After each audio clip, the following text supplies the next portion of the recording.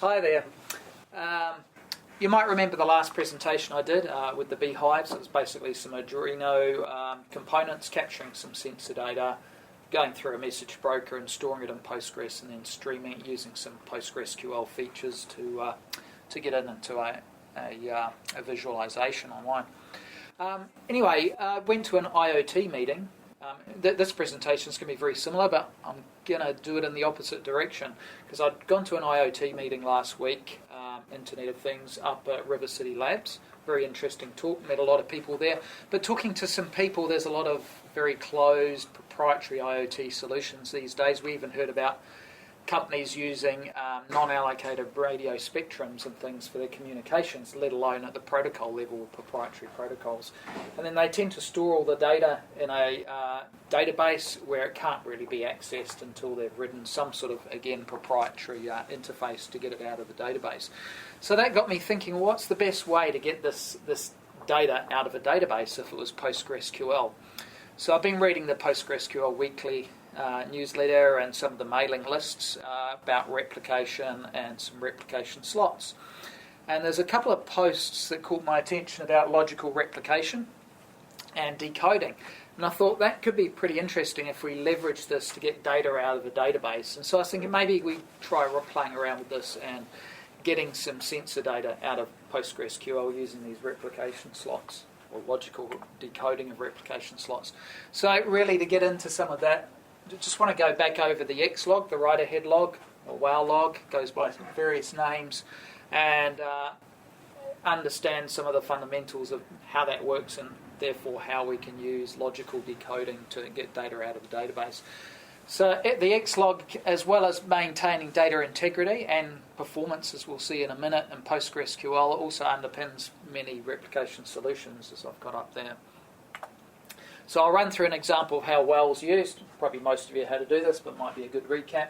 So if we have a user that's talking to our database instance and trying to insert three simple values there, an ID and a date, the user sends it in.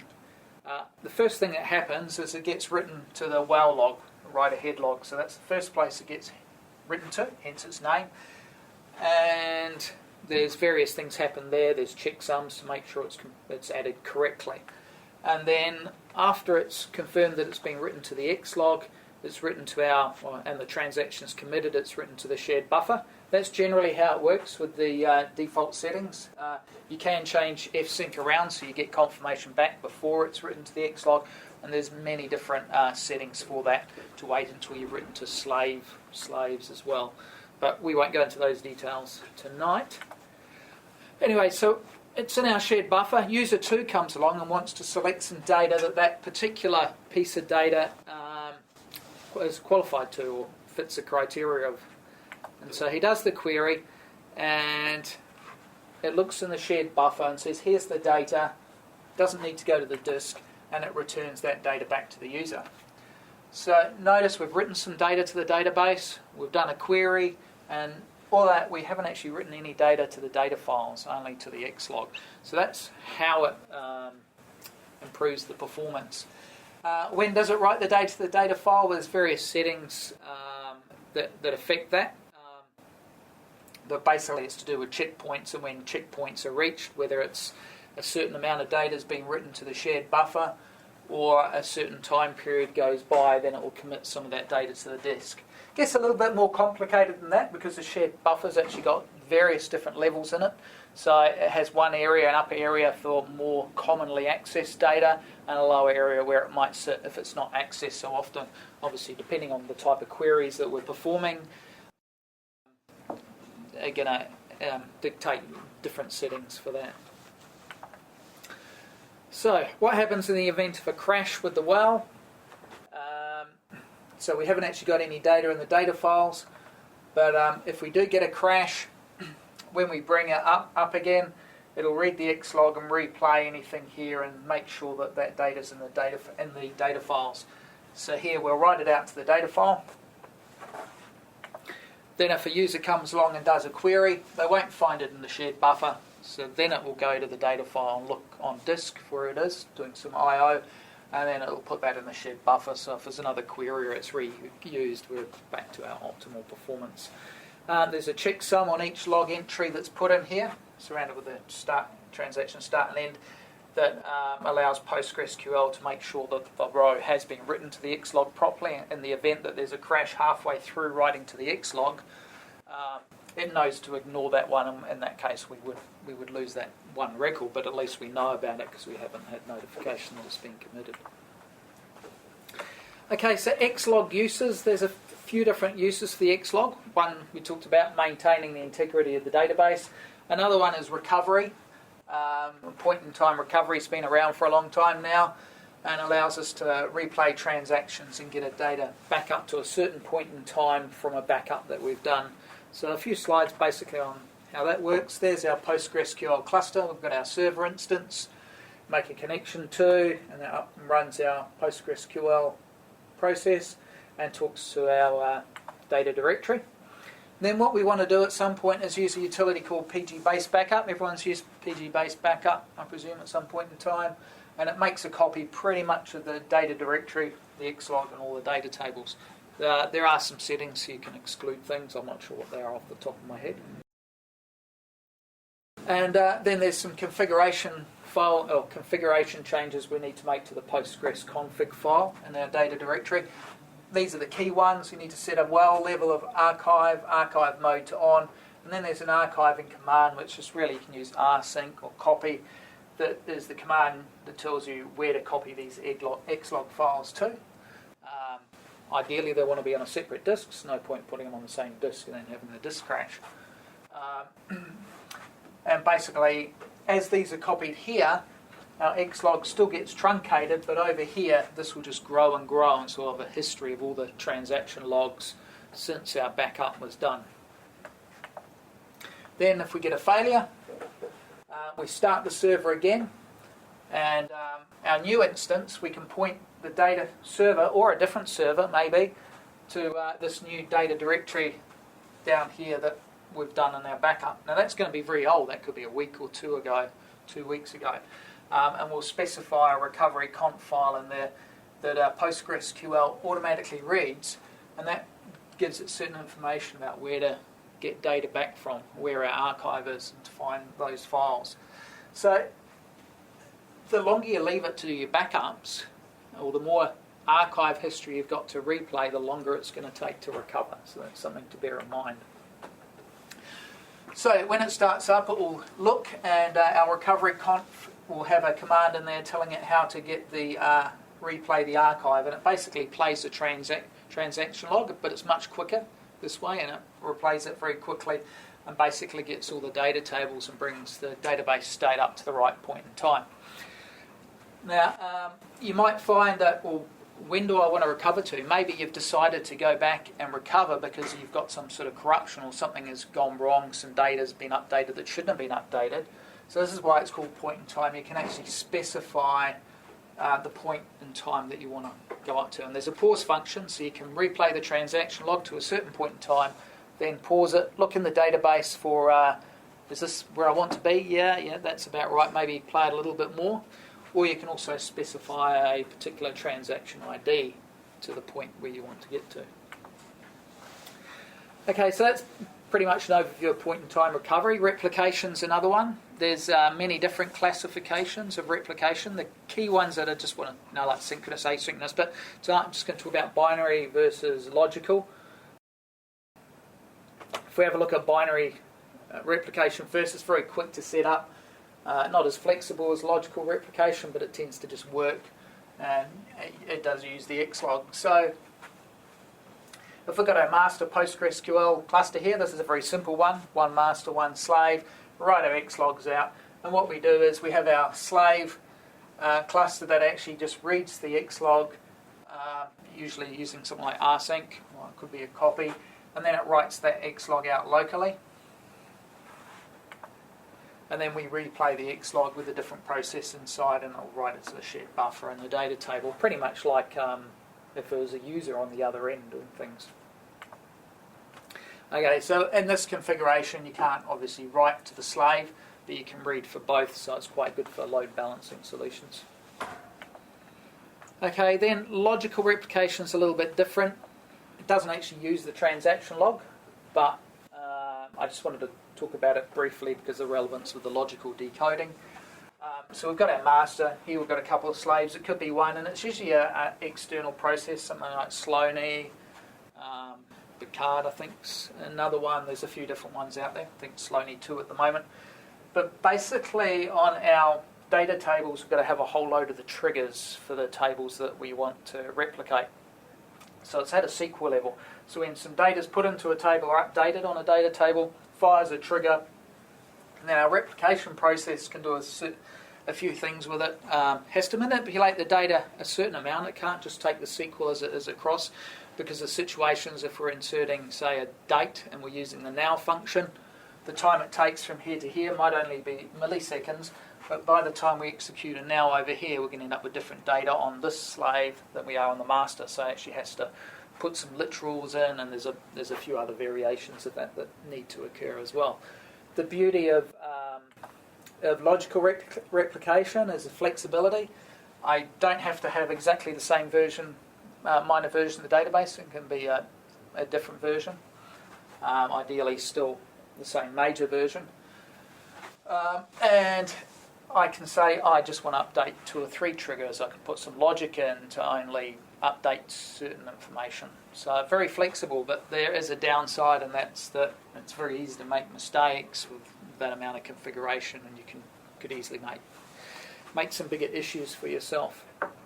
So that's just a recap on binary and logical replication. What else is it useful for? Well, this is where the ExLog could be good for the idea of getting data out of the database into something else, another form, like with our sensor data, using replication slots. So just talking about replication slots, I've got it's a 9.4 feature. For a minute there I thought it was just logical decoding, but I think logical replication slots are 9.4. And it allows programs and users, because we can just query it from PSQL or our program, to utilize the transaction log. Now, the transaction log's quite in a binary format, and it's hard to read. You have to really know about it. So there's 2 different types. There's physical replication slots and logical. And basically, they're there to ensure that the transaction log can't get deleted until the clients actually consume the data. So I was looking at there was a PostgreSQL help posted in one of the mailing lists, and a guy had a bit of a replication solution, but the way he was doing it, he wasn't using replication slots, and the log and he was inserting a lot of data, and on the master the data was being inserted so quickly that the log was getting truncated before it could go across a slow network to his slave. And it actually reached a stage where it was truncating data before the slave was receiving the data, so they got out of sync. So that's one use where a binary replication slot could be quite good, because if we actually create a replication slot, then we can't actually move the transaction log until we've read it from the associated replication slot. We'll go into a bit more detail, and you'll get an understanding of what how it's worked. So useful in archiving and replication to ensure that transaction logs aren't truncated before being copied to the slave, I guess. Okay, logical slots or logical decoding, which is what we're going to be looking at tonight. I notice there's a second quadrant project going on called BDR, which I think is binary directional replication. Better check that one actually. And they're looking at combining the benefits of the performance of the binary solution using the well and the flexibility of the logical replication, and they do that using these logical slots. So let's have a look at how it works. We've got our PostgreSQL instance again with our ExLog that we're writing data to. And what we need to do is we can have this logical decoding decoder, which is pretty much a program with 5 callback functions that you can specify that will get called from PostgreSQL when we start a transaction, well, an initiation, starting a transaction, when there's a data change, whether it's an update or an insert, and when we finish or commit a transaction as well. So what we need to do to use these is we create a logical replication slot using this command, select from it, and we specify a replication slot name. Here I've just called it RS for replication slot, and then we give it the name of the decoder. So that's our library, our third-party library that's sitting in the lib directory of PostgreSQL. Okay, now when a replication slot's been created, we can't delete the corresponding data out of the ExLog or any of those segments that have got corresponding data to the replication log. So what the user needs to do then, he can call this function PG logical slot get changes, specifying the name of the replication slot. And then what will happen to get the data back, well, issue the query, the ExLog data will dynamically go through the decoder by the callback functions. It'll decode that data however you program it to do so. There's various function calls available for you to access the internals of PostgreSQL and put it into a form that you like. And that decoded data comes back through and out as data from your query. Well, don't worry if it's a bit confusing. We'll have a look in a second. So what it means is once that's happened, then the ExLog can be truncated and the data from the ExLog is readable to us. So can be used to send SQL level changes to slaves, as I mentioned. So therefore this is the sort of compromise between binary and logical replication, which would be quite good. It's fast because there's no triggers, and it still offers a flexibility logical replication because it's just dealing with the transaction log. There's no triggers on the data tables. And it's useful for other things like we're going to look at with IoT, or getting data out of PostgreSQL. So what I'm wanting to have a wee bit of look at the moment is, if you're familiar with the last meeting, we're using the Mosquito message broker, which is an IoT message broker for handling, supporting a publish subscribe type message protocol called MQTT, or Message Queue Telemetry Transport. We were using it to get data into Postgres. Here we're going to use it to publish data from Postgres. So if someone's inserted some data into a table, what we want to do is get the data out of the transaction log, run it through a logical decoder. I'm going to create one called IoT. Could be anything, could be generate some other protocol type data, analog, got some sort of analog stepper gauge there. But what we're going to do is write one that's going to create a JavaScript object, and then we're going to publish that to our message broker, and then anybody else could subscribe to that data from external. Okay, so how do we write a decoder? Well, there's an example one already there called a text decoder, or test decoding, sorry, and it's sitting in the contrib folder. So most people will be familiar with this directory structure. This is the source structure of PostgreSQL. We've got our contribs for user contribs, and within that, in the latest version, there's a test decoding C program there that you can make a copy of and modify, which is pretty much what I've done. So, copy this. I've created one called IoT in there. So I'll just get this going.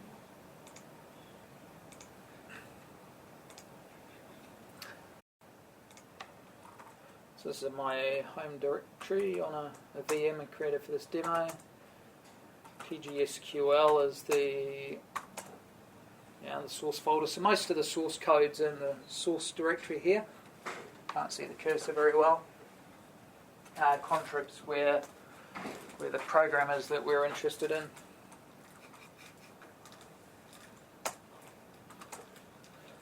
And you'll see here IoT decoding folder.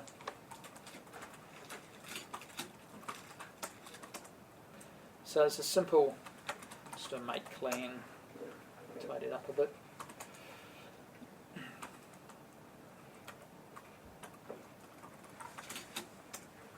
So here it's a simple C program. I'll make it a little bit bigger. If we go to the start, scroll down a bit. So we'll scroll down, and this is where we register our callbacks that I mentioned, the 5 of them earlier. So decode startup, transaction begin, where there's a change, and a transaction end and a shutdown. There used to be a decode filter when I first looked at this stuff, but it doesn't seem to be there as an option anymore, so I've commented that one out. Initialize the plugin. Let's jump down to the, it's fairly quick, jump down to the bit we're interested in. So there's the begin transaction one. I've commented it out, so I'm not actually doing anything with the begin transaction one. If you're running the test decoder, it puts out a statement just saying begin or X start or something like that. But this is the one we are interested in. Whoops, not that one. There's a function that just converts a tuple. So when we read a tuple in, it outputs it as a string, which we use to create our JSON object.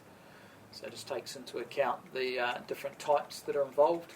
So decode change, PG decode change is the method that we've registered that will get called from PostgreSQL when there's been an update to a table. And it doesn't really do a lot. It's really simple. I didn't want to do every table, so I just check I'm only going to do tables that begin with IoT at the start. So if it's not called IoT, we won't get any data coming out through this logical decoder. And then we can call these functions here to actually write some data out. So here I'm just constructing our, getting the name of the class, and you can see I'm putting the curly braces and the colons around to create a JavaScript-like object, a JSON-like object. And then there's the, I'm testing the transaction changes actions. So there's an insert. I'm not doing anything for an update or delete. It's only if the data is inserted. I'm calling that tuple to string info function that I just showed you earlier that basically has a look at the tuple and puts it out in the right format for me in text. So that's the program. There's not a heck of a lot to it. So if we make that, so we'll build it and then install it. So because I copied the other one, the make files are all set up already, so I didn't really have to do anything there.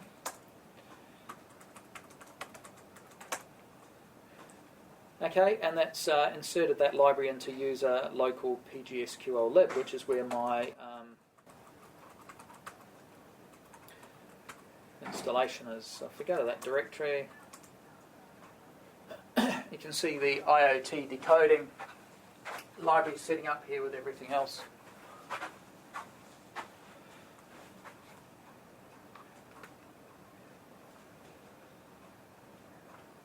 Okay.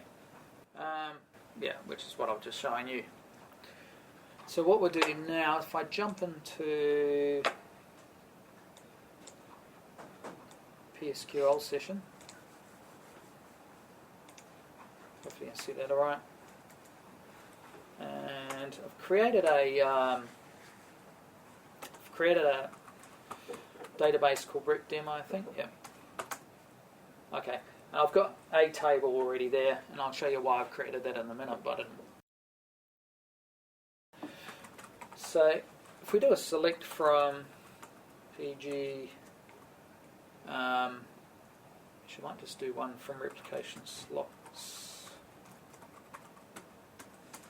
First, you can see we haven't actually got any replication slots in there at the moment. So first thing we'll do is we'll create a replication slot.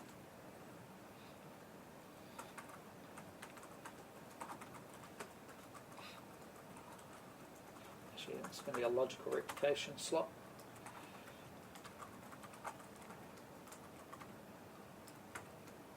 I'll call it Gary. And then so that's the name of the replication slot, and then as we saw earlier we need to supply the decoder that we're going to use. So in this case it's IoT decoder. I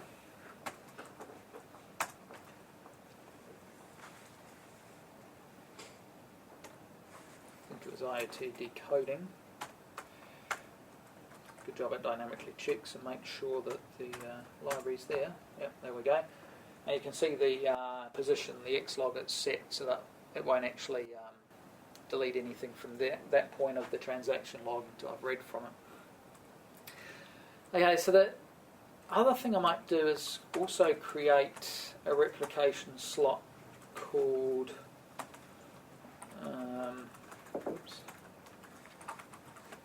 using the test decoding one. So create logical, actually we'll just go back to the history.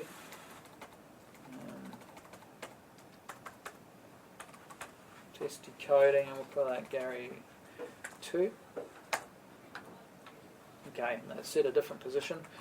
Then we'll create a table, IoT Gary, because in our IoT decoding, we're only going to decode stuff on tables that begin with IoT. So give it a ID, and name, text, and then an age, int, and then got that table there, and then we'll insert some data.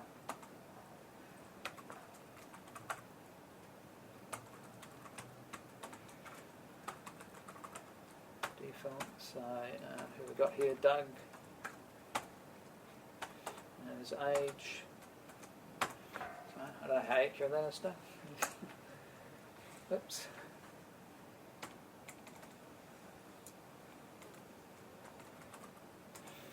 Rusty on the old SQL. And Venus. Okay. So we've done that. Now, if we do a call or do a query against the replication slot, logical slot peak. There's two things. There's peak changes and get changes. If we do a peak changes, it won't. It's like a message queue. It won't actually pop it off. It allows us to have a look. If we do a get changes, then it pops it off, and then we can truncate, or the transaction log will get truncated. So specify the name of the replication slot. Do a query.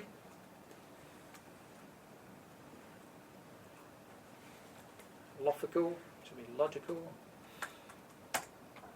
Okay, and you can see there that there's some data in there, and you can see that it's actually read the transaction log, run it through that C program, the decoder, and it outputted the data in this IoT-like, JavaScript, JSON, JavaScript object notation-like format. Now remember, I also create a replication slot called Gary2 using test decoding decoder. Well, that's exactly the same data because it's reading it out of the transaction log, but it's a different program, so it's showing the begin transaction and the commit transaction, and it's outputting the data in a different way. So if you want to output data from PostgreSQL based on the transaction log without having triggers, it's really good for that. It's fast, it's performance oriented, and you just got to write a bit of C code. So if you run those again now, you get nothing? No, because I've used peak changes. Oh. If I use get changes, then I get nothing. So if we do a get changes now, okay, we'll get that. And if I run it again, then there's no data there. Get on Gary. But yeah, so if we run that on Gary2, on Gary, we should get the data back because we haven't looked to that queue yet, and therefore, because it's the same data, it still won't get truncated until we've read it from this. So there it is there, and if we run it again, then there's nothing there, and now the transaction log can be truncated. So even though it's quite good, it is quite risky, because if from a user's perspective we're not reading from the replication slots, or we forget to, our program fails, that means the transaction log is going to build up on disk, and we could eventually run out of disk space and cause errors. So you have to be careful with it.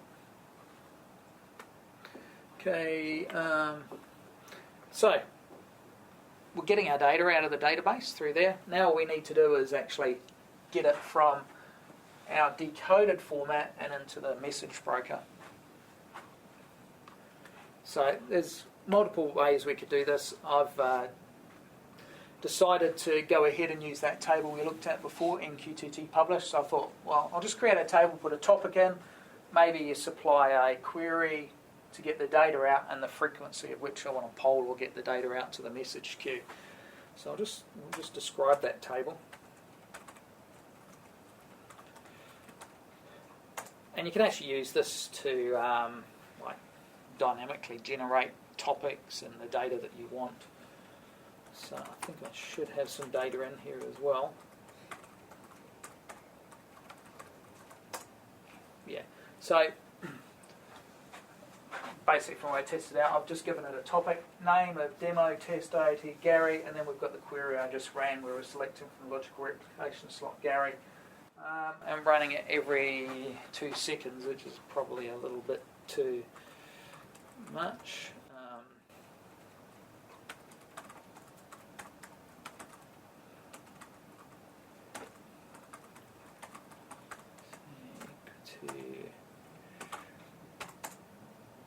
Okay, it's a bit better.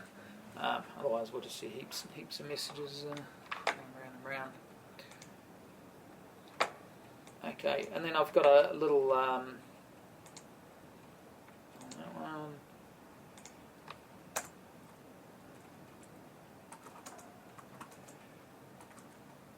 Get some workspace. There we go, PG MQTT. Actually, I've already got it open.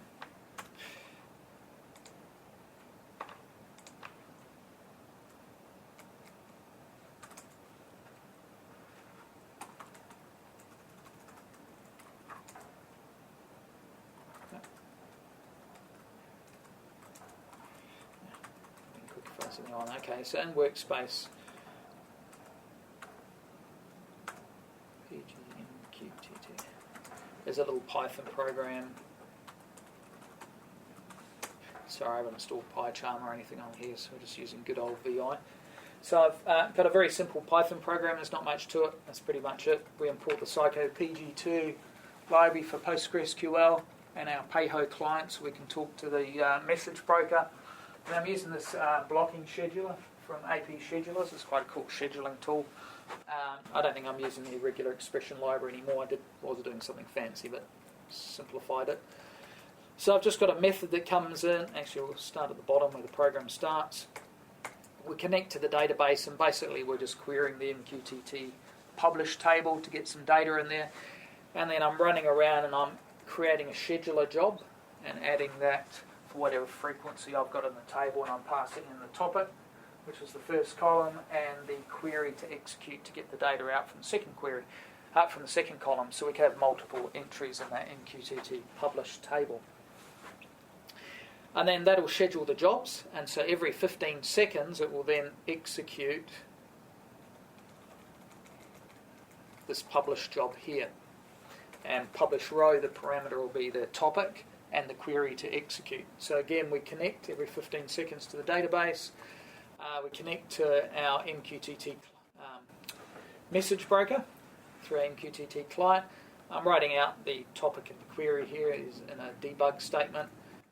And then executing the query, or column 1, which is the query that we have in our MQTT publish data, and just going through that, and then actually publishing to our message broker the topic and the row that we get back from this query, which is the data that's come back, and then we disconnect from the message broker.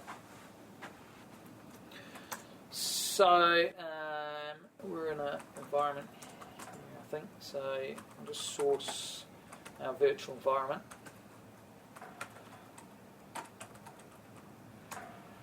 And then we'll run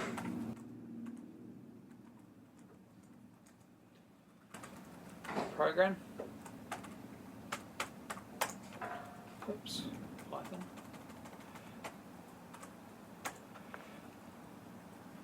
Okay, so that's going.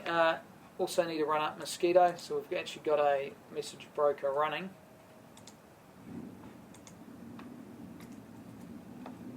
And we'll subscribe using, you would have seen last time, we've got this client program that we can subscribe to and print out the topics. Okay, so that's now querying the database, but as we know there's nothing in there yet, so what I'll do is I'll insert some more data.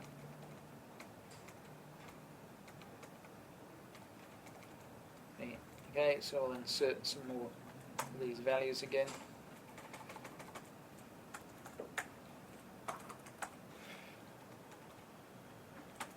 Yeah, it's really old. And back here we should see some of those selects and some of the query data coming out now. You can see Doug and Diego coming through from our message broker. It's a little bit slow, this thing. So are we inserted? Yeah. So I'll insert another one now.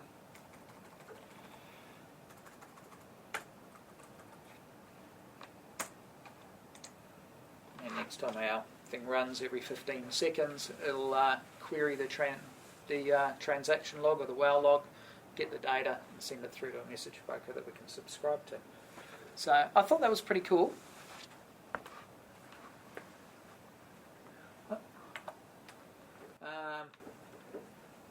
I just thought it's a different way of looking at things to get data out of the database without having triggers and everything else.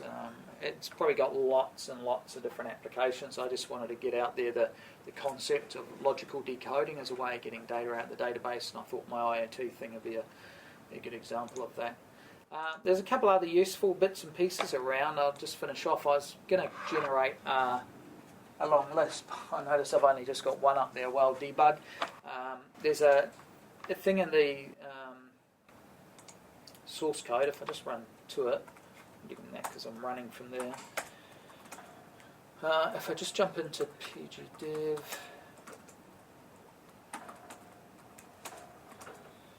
and we jump into the, I'll just kill this thing.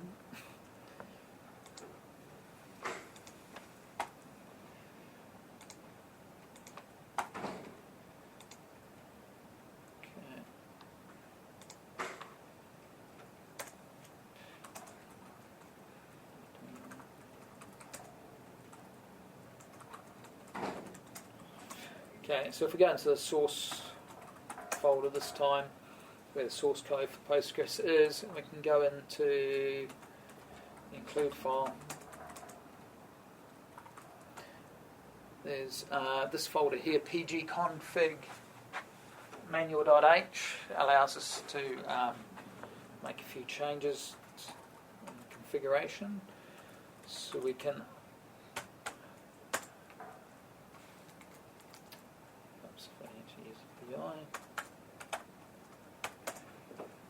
and here there's if you uncomment this, it allows us to define a well debug switch from within PostgreSQL, which gives us some more information from the command line on what's happening in the transaction log. So I've already compiled PostgreSQL with that. So then all you have to do is, as mentioned here, basically set client min messages to log, and that makes sure our client debug stuff comes back out, the statements come back out to the client we're running from. So min messages to log, and we can set well debug to on. Then if we do some queries like insert some data, still in there you go, you get some extra debug coming out showing we're inserting off the heap and the transaction and some other data. Won't go into using that, maybe that'll be a good session for another day, but it's something just to have a look at if you want to know what's going on in the transaction log at the moment. Okay, I think that's pretty much what I wanted to go through. I've probably taken longer than I wanted to. So, any questions? No?